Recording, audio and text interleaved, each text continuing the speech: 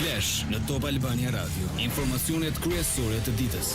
Përshëndetje, këto janë lajmet e orës 16. Përshëndetje. U shtypër më 12 dhjetor seanca për kryebashkiakun e Tiranës Erion Velia. GKK pritet të vendosë nëse çështja do të kalojë për gjykim ose jo dhe nëse do të kthehet për hetime të mëtejshme. Në seancën e ardhshme pritet të dëgjohen mbrojtjet e Veliajt, Ajola Xozës dhe disa biznesmenëve, të cilët nuk ishin të pranishëm këtë herë. Kryebashkiaku nuk u paraqit personalisht, por u përfaqësua nga avokati i tij. Veliaj është akuzuar për pastrim parash, korrupsion dhe shpërdorim detyre dhe ndodhet në paraburgim që nga shkurti i këtij viti. Është shtyrë për në datë 22 dhjetor seanca paraprake për ish-presidentin Ilir Meta. Mësohet se seanca e radhës do të mbahet më 22 dhjetor në orën 14:30. Meta pretendon se nuk është njohur me fashikujt e dosjes dhe gjykata urdhëroi SPAK-un t'ia dërgojë brenda javës. Ndërkaq për 21 janarin, ku vetë Meta ka bërë kërkesë që të pyetet, nuk është vendosur gjë, tha avokati i tij Kujtim Cakrani. Ish-kryetaria e Komisionit Qendror të Zgjedhjeve Lefteri Leshi është zgjedhur komisionere për mbikëqyrjen e shërbimit civil me 79 vota pro, duke zëvendësuar Pranvera Strakoshën. Kuvendi miratoi edhe emërimin e Adela Xhemalit në krye të autoritetit të mbikëqyrjes financiare me votat e Partisë Socialiste. Ndërkohë, demokratët abstenuan për denoncimin e marrëveshjes me fondacionin Hans Zajdel, por bashkuan votat me socialistët në 4 marrëveshje të tjera. Prokuroria e posaçme ka reaguar ndaj deklaratave mediatike duke sqaruar se asnjë antar i Këshillit të Lartë të Prokurorisë nuk është objekt hetimi, vëzhgimi apo përgjimi. SPAK thekson se nuk ka ndërmarrë veprime që mund të ndikojnë në vendimarrjen e Këshillit ose në procese zgjedhore, duke quajtur spekulimet në media të pambështetura dhe të dëmshme për imazhin e saj. Top Albania Radio.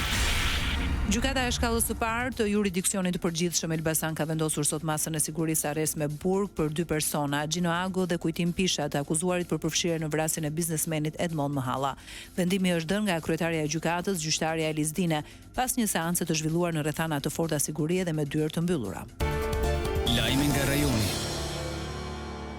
Nën kryetari i OVL-UÇK-s Gazmend Sylla njofton se protesta e radhës në mbështetje të ish-krerëve të UÇK-s në Hag do të mbahet më 13 dhjetor në Shkup në sheshin Skënderbeu, duke filluar nga ora 13. Kjo është protesta e 5 pas atyre në Prishtinë, Hag, Tiranë dhe Strasburg.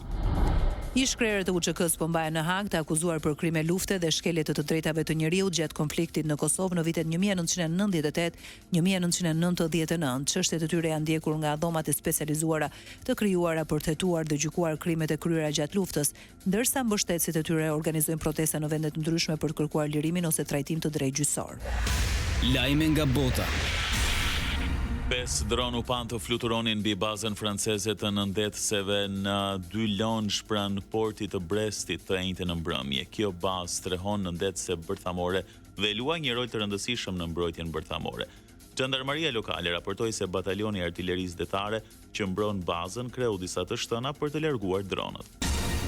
Shtabi i përgjithshëm i Ukrainës njofton se një uzinë kimike në rajonin Stavropol të Rusisë është goditur duke shkaktuar një zjarr të madh. Uzina prodhonte përbërës për eksploziv dhe cilësohet si një nga më të mëdha e këtij lloji në Rusi. Pala ruse nuk ka reaguar, ndërsa Reuters thotë se nuk mund ta verifikojë në mënyrë të pavarur informacionin.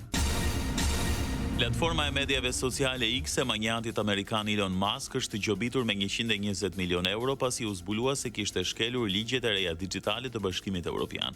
Shkeljet, të cilat kanë qenë në hetim për 2 vjet, përfshinin atë që BE-ja e quajti shenja mashtruese blu, që u jepeshin përdoruesve dhe mungesë transparence në reklamat e platformës. Sport. Sot në orën 18 me orën shqiptare në Washington, FIFA do të organizojë shortin për grupet e Kupës së Botës 2026. Tyjet e botës së sportit dhe jo vetëm do të jenë prezent në ceremoninë që do të ketë sytë e botës.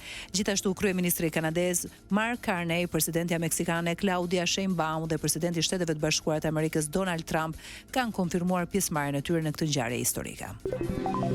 Parashikimi i motit. Sot vendi ynë dominohet nga masa ajrore të paqëndrueshme, moti parashikohet me vranësira të dendura dhe reshje shiu të her pas hershme, fillimisht në jug e qështrije në të gjithë vendin. Në Male, në Verilindje dhe Juglindje priten reshje dëbore. Ndoqet një përmbledhje të zhvillimeve kryesore të ditës. Edicioni informativ i radhës është në orën 17.